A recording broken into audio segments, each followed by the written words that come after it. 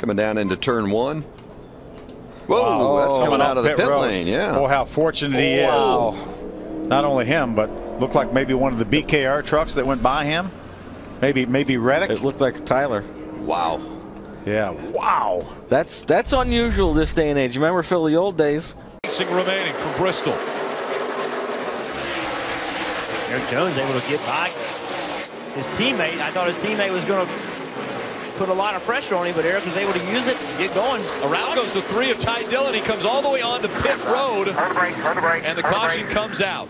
Get fired up, buddy. You're all good. Fired up. Get it rolling. Get it rolling. There you go. Ty just said, hey guys, that bottom is loose. And he just got loose getting in the corner. Couldn't keep up with it. The other guy that won on that. Under caution. This is the 8th caution that's come out. And that is a good point. To Jeff's point, NASCAR is scanning all of these drivers. It's not just the safety workers that they listen to as far as if the racetrack is back in raceable condition. They're going to listen to the drivers, and if somebody had a complaint, it would make a difference. You see, oh, crash coming onto pit road. Kyle Larson, late decision, wanted to come to pit road. Kyle Busch looked like he was going to come off of pit road. They hit. Pit road, looks as though Logano's going to stay out. Kyle Larson looks like he's going to stay out. Kyle Busch decides to come in.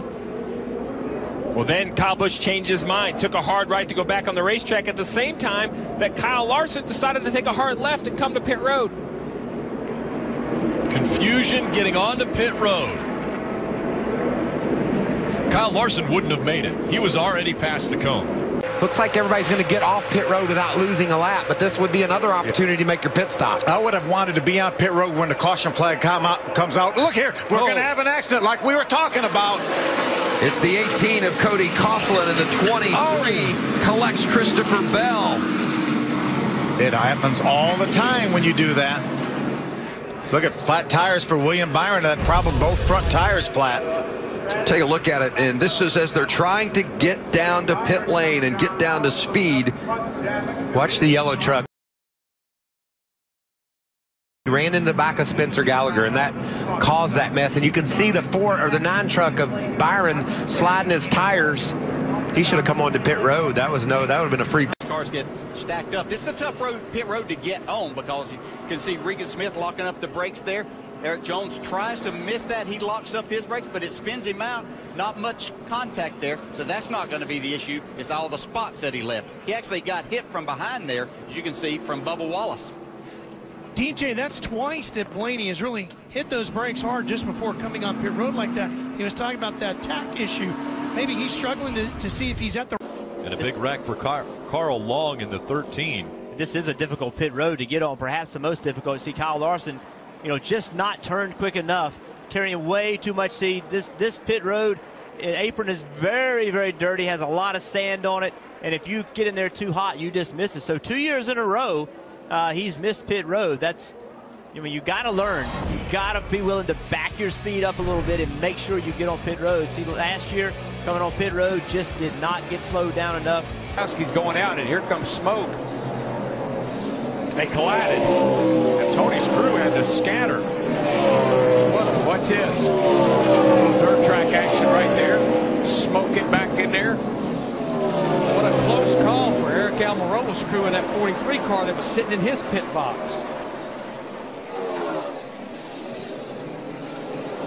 Wow. And that close call right there.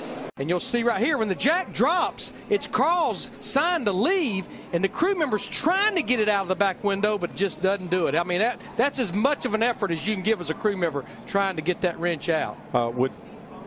I wonder, Andy Petrie, would taking equipment out of the box include dragging a crewman out of the box?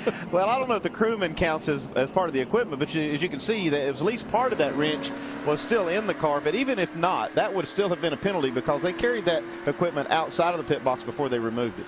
Not just a traffic jam, but a collision on pit road. Look at the nose of Jimmy Johnson's car.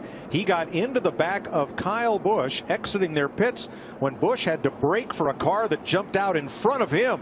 Kevin Harvick jumped out in front of Kyle, and he had to get on the brakes and then contact.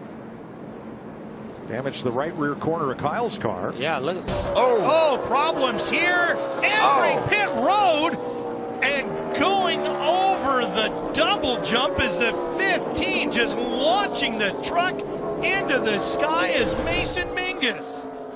Look at all the damage left behind. I mean, he got all 4 wheels off the ground. Watch how fast he came in here. Just coming in too hot on entry. I don't know if maybe the brakes didn't. It seemed like the brakes got to working good right before he hit the grass. Look at that thing ramp up in the air. A really difficult pit road to get to, Phil, because it's right way around the turn. So, but that wasn't even close. Sure wasn't. A lot of damage to Mason Mingus' truck as well, as you see Timothy Peters go by. Just some gas. Oh, there's Timothy Peters. A lot of contact.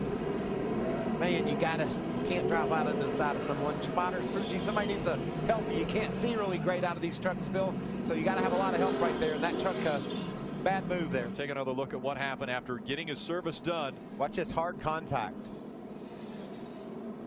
See, Further down. nowhere for Jake Crum to go. He had to get by the 60 truck of Dakota Armstrong. Watch the gas can here on Kyle Busch's truck. Oh, is he going to leave with that equipment? That's a penalty if so. And Yes, it looks he like, does. yes, the can goes out of the pit. He'll have to do a restart in the rear of the field. During pit stops, things got even just a little bit odder. You see Clint Boiler peeling off to stop there to repair this right rear damage, and we'll show you how it happened. Danica Patrick is going to come out of her pit stall. Slew it sideways a bit. Whoops. I can't explain that one. Yeah, and Clint Boyer just got back on the lead lap by getting the free pass. Look at the damage on the left front of Danica Patrick. Right now, she's running in 18th position, and I think she might just be 1 lap down. Correct. She is 1 lap down, but apparently she just got on it, and the thing with fresh tires on it just got loose, and she couldn't keep it out of the back of the 15 here. Right sides for Keselowski. Oh, contact there as David Rudiman was just coming to his pit stall. Back it up.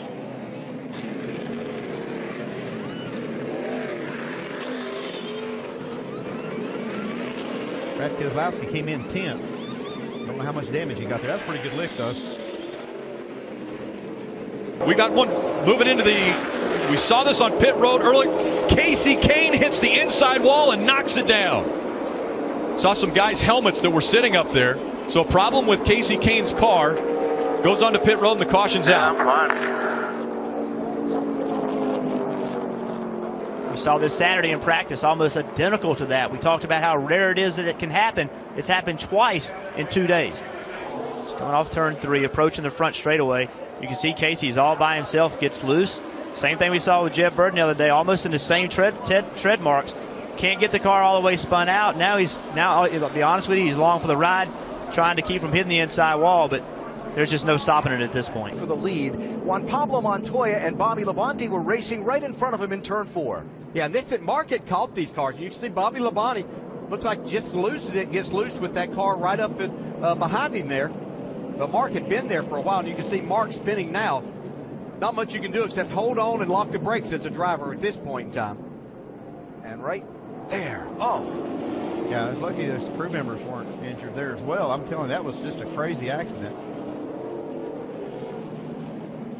Mark's trying to keep it off the wall right here and keep it a little damaged as he possibly can, but just can't get it back out. Wow, you can see all the oil go out from under instantly it ruptured that oil tank. That could have been a big problem if it had caught fire immediately. There you see him in the 52. Got into Alex Kennedy. Both set to make their Sprint Cup debut today, and here's a replay of what happened. That's just guys not paying attention. That's all right. that is. 19, the white machine of Alex Kennedy. And Paulie Haraka apparently not watching what's going on in front of him, just drilled him.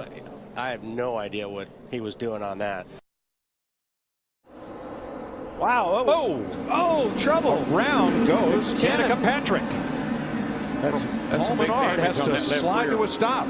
She got a lot of damage to the left side of that car. I just don't think Paul realized trying to get it slowed down. She's got Menard on her inside and the 32. She cut right across Bobby Labonte's nose and into the path of Menard. Yeah, when you're pitting that early on pit road, you really need to get down as early as you possibly can to make sure that no one ever can get inside of you in that situation. A little bit loose in turn 2 during that last run. Now they said they snugged it up a little bit too much, so he's saying to take a little bit away from what they did on that last adjustment. Matt? 28.8 at Dale Earnhardt Jr. He's already in and gone. Good fuel stop for him.